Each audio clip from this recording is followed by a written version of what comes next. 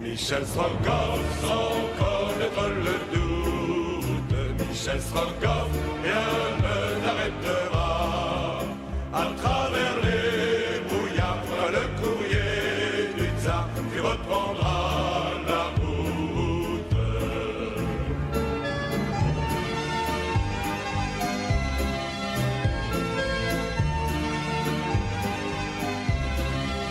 Avec ta chère Nadia, quand la guerre finira, tu reprendras la route.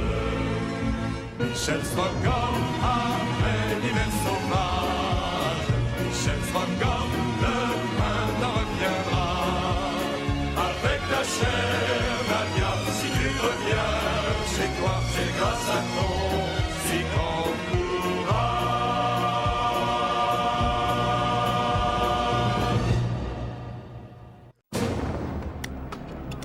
Dépêche-toi! Allez, plus vite!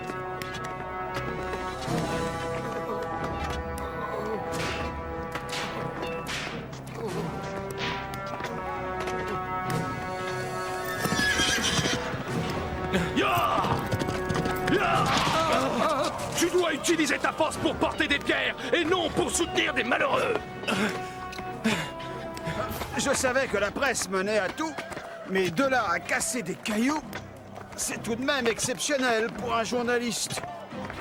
Pourtant, dans votre pays, beaucoup de journalistes ont fini au bagne, en disgrâce ou encore en exil. Je n'ai pas la prétention d'être un très grand journaliste. Eh bien, vous êtes non seulement au bagne, mais en disgrâce et en exil. Ils viennent de tuer le vieillard qui était avec vous. Cher monsieur Korpanov, vous savez comme nous qu'on ne peut rien attendre de ces brutes. Et dans la même... Attention!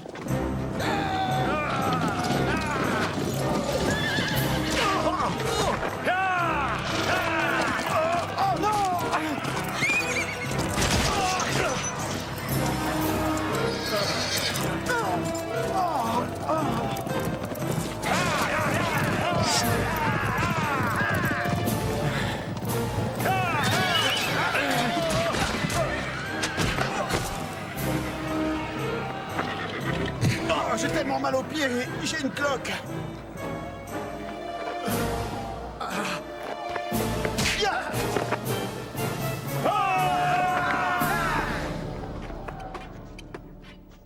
My God! Oh. Là-bas, ce sont les troupes de Omsk, les vainqueurs de Omsk. Les vainqueurs de Omsk! Les vainqueurs de Omsk! Les vainqueurs de Omsk!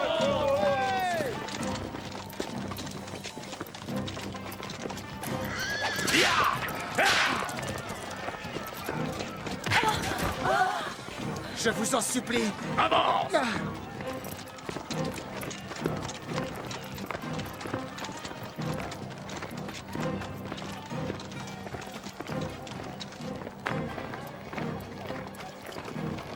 Halte!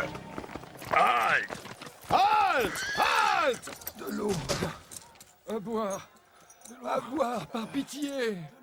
De l'eau.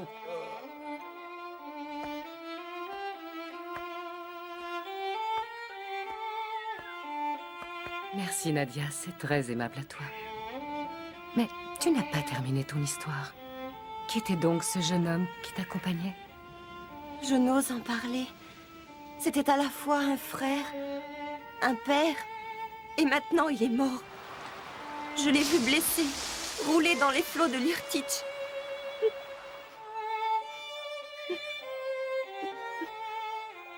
Pauvre Nadia. J'ai de lui un souvenir merveilleux. Hé, la belle, c'est pour toi. Laisse crever la vieille. Elle peut plus servir à grand-chose.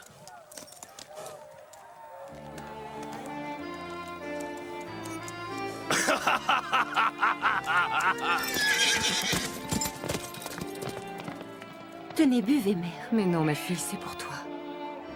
Il n'y en a pas assez pour deux. Buvez, mère, cela vous fera du bien, j'insiste. Si Nicolas avait été là, il aurait pulvérisé ce sauvage. Tu me parles sans arrêt de ce Nicolas. Tiens. Oui. Il était très grand, très fort. Très fort comment? Beaucoup plus grand que les autres. Ses épaules étaient larges, ses muscles en acier. Plusieurs fois, je l'ai vu retenir des chevaux. Il avait de grandes mains. Comment était sa bouche? Parfois très pincée et parfois très souriante. Et ses yeux? Ils étaient bleus, pareils à la neige en hiver. Un bleu d'azur. Il parlait de politique? Non. Il respectait le tsar. Il respectait la hiérarchie. Il aimait la Russie. Il parlait de ses frères, de ses sœurs? Jamais. Je crois qu'il était fils unique. Pourquoi dis-tu cela? Parce qu'il ne parlait que de sa mère. Que disait-il de sa mère? La même chose que moi de mon père. Je crois qu'il l'aimait, qu'il l'adorait. Il en parlait trop souvent pour un homme de son âge. De quoi parlait-il d'autre? De devoir, d'honneur. Restez là, mère. Je vais essayer d'obtenir à nouveau de l'eau et remplir la gourde. Ce Nicolas Korpanov ressemble étonnamment à mon fils. Grand, les yeux bleus, le sens du devoir, la description de Michel.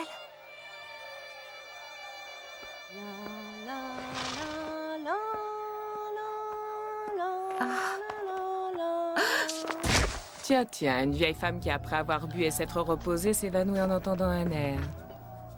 Cet air doit certainement lui rappeler des souvenirs. Cette femme qui a dit dans la taverne que son fils était courrier du tsar. Quant à cette jeune idiote, elle parle sans cesse d'un homme avec qui elle était et qui a disparu. Bizarre.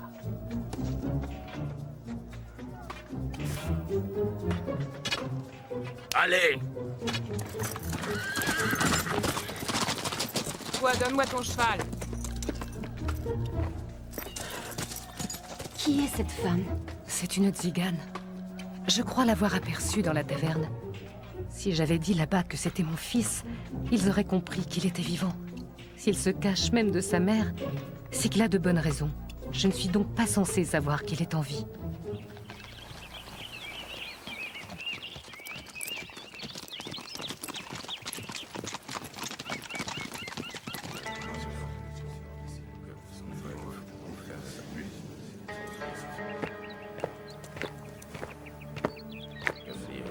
Ah, le voilà.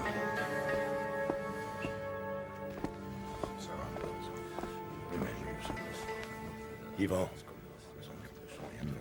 Aucun de vous ne vaut mon ami Ivan. Parle, Ivan. Tu ne trouveras ici que des oreilles disposées à t'entendre. Et si ce n'était pas le cas, elles seraient sur des pics à 10 pas de leur corps. Tagzir, j'ai pris l'Ichim et l'Irtych. Les Kirghizes m'ont rejoint de l'Ichim à Tomsk. Tout t'appartient. Que reste-t-il à faire? Tu peux pousser tes colonnes aussi bien vers l'Orient que vers l'Occident. Et si je marchais avec le soleil? Alors tu serais tourné vers l'Europe, que tu soumettrais à ton pouvoir. Et si je vais au-devant de ce flambeau du ciel? C'est soumettre à la domination tartare avec Irkoutsk, les plus riches contrées de toute l'Asie centrale. Mais le tsar? Tu n'as rien à craindre, Tagzir. Si nous prenons Irkoutsk, ils n'auront plus de point de liaison. Et ces contrées seront détruites. Qu'en penses-tu? Marche au-devant du soleil. Quand nous aurons Irkoutsk, nous aurons le grand-duc. Et si nous avons le grand-duc, nous avons le tsar. Transfère mon quartier général à Tomsk. Et nous nous retrouverons à Irkoutsk.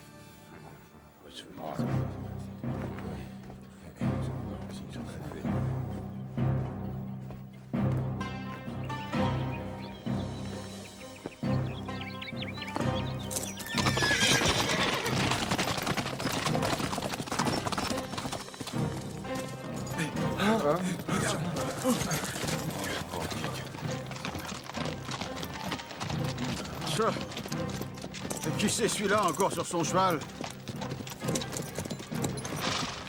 Mais ce sont mes bottes!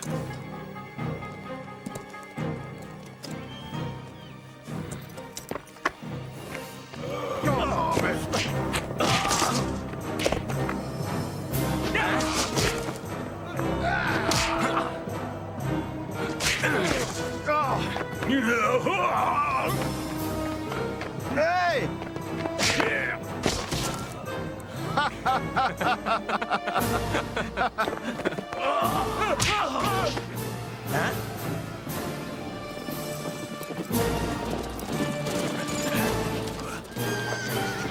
Mais c'est lui. Non seulement il est vivant, mais il est ici. Mon Dieu, merci. Il ne faut pas qu'il sache que je suis ici. Ce serait dangereux pour sa sécurité. Il est en mission. À présent, c'est clair. Tuez ces prisonniers! Comment?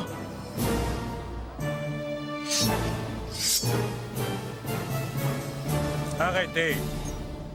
Tiens. Mais c'est ce barbare qui a volé notre Troïka et fouetté notre compagnon Nicolas. Je vous reconnais.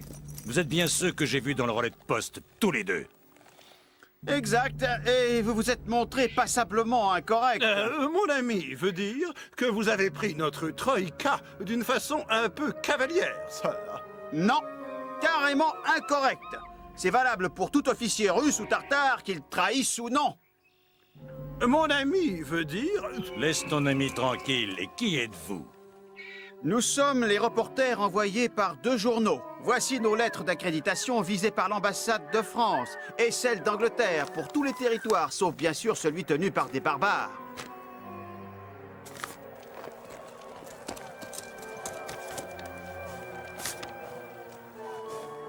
Et qu'allez-vous dire dans vos journaux? Que nous vous demandons l'autorisation de suivre vos opérations militaires en Sibérie. C'est-à-dire de circuler librement, comme nous le faisons dans tous les pays du monde. Eh bien, vous l'êtes désormais. Et j'ai hâte de lire vos articles dans le Daily Telegraph. Ou dans le journal d'Alcide Jolivet, ma cousine. Ma cousine.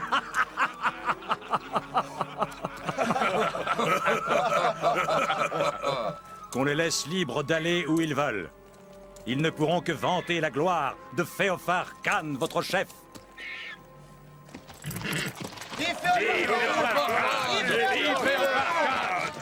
L'abonnement est de 10 écus or par an. Qui dois-je faire abonner, Féophare Khan, ou les journaux doivent-ils être envoyés directement à la prison de Omsk? Imbécile de français. Il faut absolument que j'intercepte le courrier du tsar. Il faut que je prenne Irkoutsk. Il faut que je me saisisse du grand-duc. Et là, nous serons, ou plutôt, je serai le maître de la Russie. Ivan, je sais que le courrier du tsar est là, dans le camp. Quoi? Oui. J'ai surpris sa mère qui en parlait. Elle a eu un malaise comme un malaise de joie. Son fils est caché dans le camp. Il faut à tout prix le découvrir. Qu'on arrête immédiatement cette femme et qu'on la fasse parler. Nos amis russes ont des arguments des plus convaincants. En revanche, Sangar, torturer une vieille femme devant des journalistes étrangers, je pense que c'est à éviter. Je me charge des journalistes. Retournons au camp. Il faut qu'elle parle. Elle parlera. Allez, demi-tour. Gare!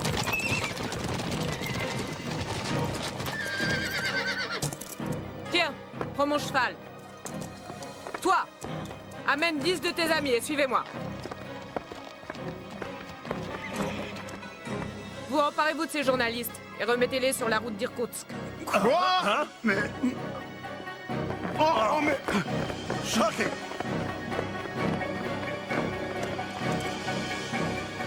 Et vous nous précéderez pour assister à notre triomphe. Venez ici! Non! Mais lâchez-moi! Oh, mais ne me tapez pas sur la tête!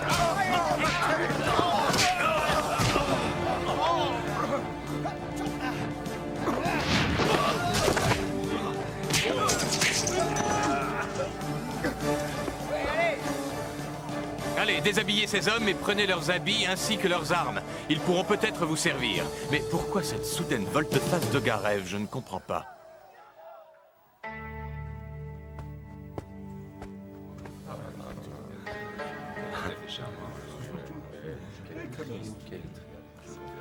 Mes princesses.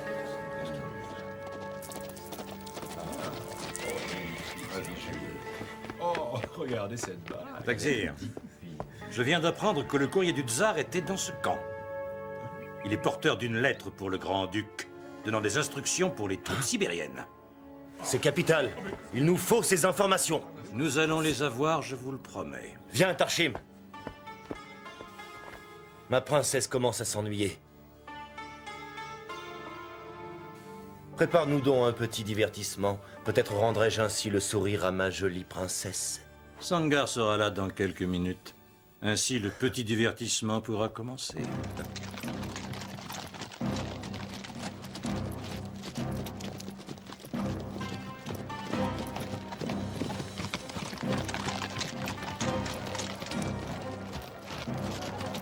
Ma fille, tu ne me connais pas, va-t'en. Tu ne m'as jamais vue.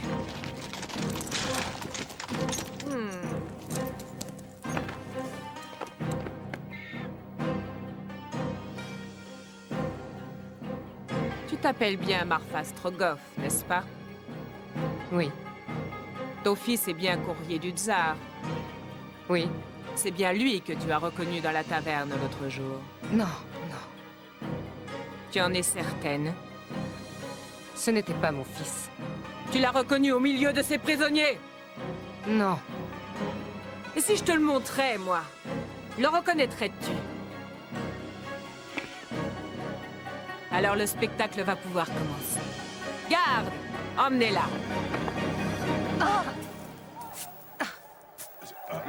Mais pourquoi il l'emmène? Pourquoi il l'emmène?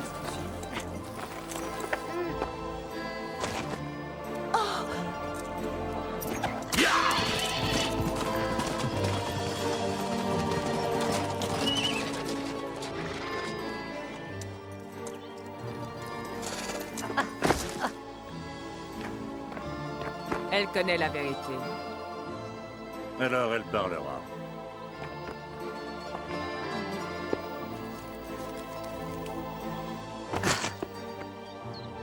Ton cher fils est ici.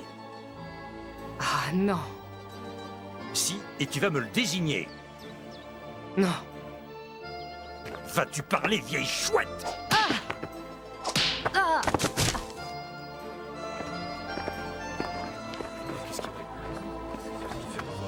Nous allons faire défiler tous les prisonniers devant elle. Elle finira bien par avouer. Faites-les défiler un par un. Et la tête haute.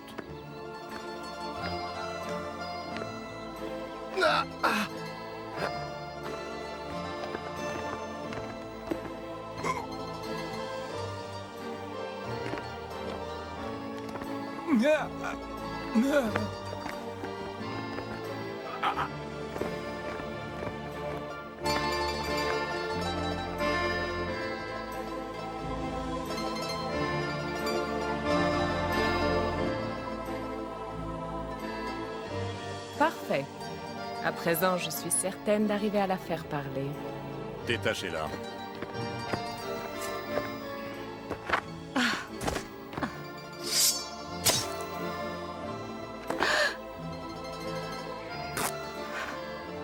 Va chercher le Knut.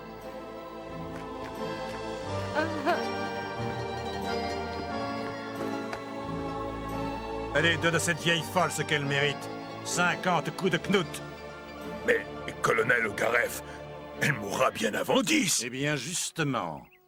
Ne discute pas mes ordres, obéis.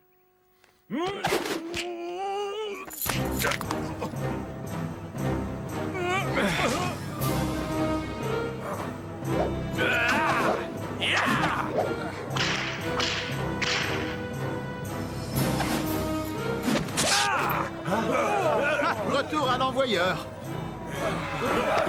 Il faut les faire reculer!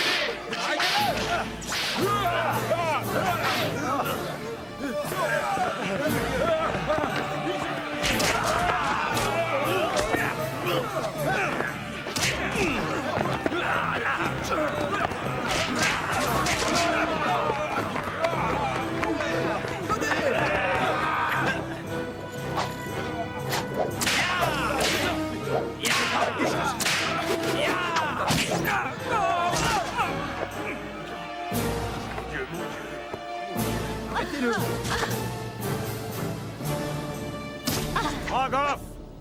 Hein? Je te préviens que ta mère est morte si tu ne lâches pas immédiatement ce Knut. Fuis, Michel. Je t'en prie, fuis.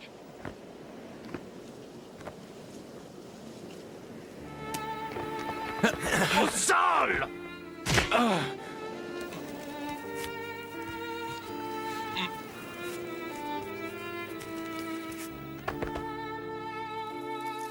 Alors, monsieur le courrier du tsar, où est cachée cette lettre? Moi, je sais où elle est. La voilà. Ah.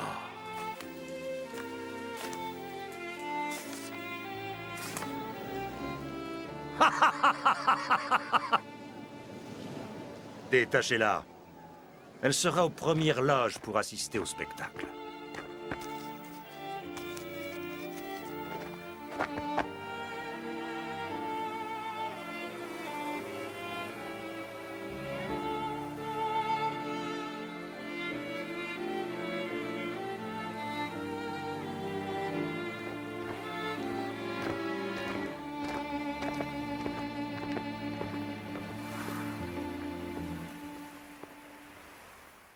Michel Strogoff, sans connaître le doute, Michel Strogoff, rien ne t'arrêtera. À travers les brouillards, le courrier du tsar, tu reprendras la route.